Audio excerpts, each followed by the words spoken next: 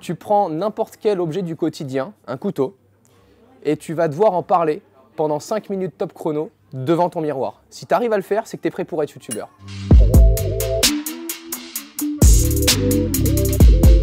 Eh bien salut à toutes et à tous, c'est Romain de la chaîne Tech News et Tech. Waouh, ça commence tellement fort. Je cherche une réponse badass, attends. Je teste et je parle de tous les produits qui s'allument et qui s'éteignent et qui m'intéressent. Elle est belle celle-là, pas du tout. Mon job aujourd'hui à moi, c'est de partager ma passion sur les produits que j'affectionne en vidéo. Ton job à toi, c'est de tester l'ensemble des produits, le plus possible en tout cas, sur papier, pour qu'on ait un avis concret de chaque produit. Tu n'auras pas tous les produits qui seront dispo sur ma chaîne. La meilleure méthode pour avoir du like sur le long terme, c'est de parler de ce qui te fait réellement vibrer. Du moment où tu vas chercher quelque chose à servir aux gens qui te regardent, tu n'arriveras pas à avoir du like sur le long terme parce que tu n'arriveras pas toujours à proposer ce que les gens veulent voir. Par contre, si demain tu arrives à les fidéliser avec ce qui, toi, te fait kiffer, c'est à ce moment-là où tu gagnes. C'est déjà quelque chose qui est venu petit à petit. J'ai commencé par Instagram, par Twitter. Le fait de poster une photo par jour, par exemple sur Instagram, puis ensuite de poster une news sur Twitter et de convier ma communauté à un événement sur Facebook.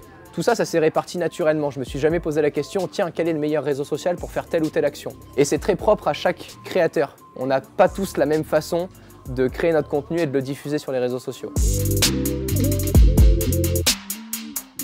Il n'y a pas le bouton, tu sais.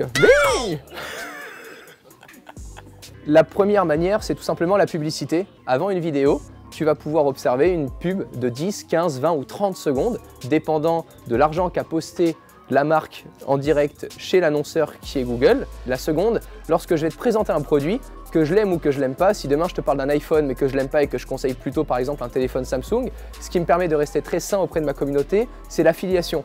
Que je vende le produit A ou le produit B, peu importe, je vais toucher une commission puisque c'est moi qui ai renvoyé un client chez la plateforme revendeur. Donc le plus gros aujourd'hui qui marche bien avec moi, c'est Amazon, avec lequel je suis associé depuis 2-3 ans. Parfois la marque me contacte en me disant « Hey, on va sortir ce produit, est-ce que tu penses qu'il y a moyen qu'on crée quelque chose ensemble pour que ta communauté découvre ce produit-là avec toi en avant-première ?» Là, ça s'appelle un partenariat rémunéré, donc la marque te contacte et à ce moment-là, on vient faire découvrir une nouvelle technologie ou un nouveau produit grâce à une marque qui a pu faire vivre ton équipe pour créer cette production-là. Qu'est-ce qu'on regarde ce soir sur YouTube? De l'ASMR. Je suis Stéphane, le fondateur d'Influence4You. On aide les marques à monter des opérations géniales avec les influenceurs. Vous avez un besoin de communication, vous dites j'ai un lancement de produit, j'ai besoin de parler de tel ou tel aspect de ce produit par exemple. Nous ce qu'on va faire c'est qu'on va comprendre ce besoin et on va monter le dispositif. Est-ce qu'on va travailler sur YouTube, est-ce qu'on va travailler sur Snapchat, selon aussi les cibles que vous avez. Et on va vous proposer en fait le meilleur dispositif possible qui va répondre à votre besoin de communication. Une fois qu'on est d'accord sur ce dispositif, il va falloir trouver les bons influenceurs pour travailler avec votre marque.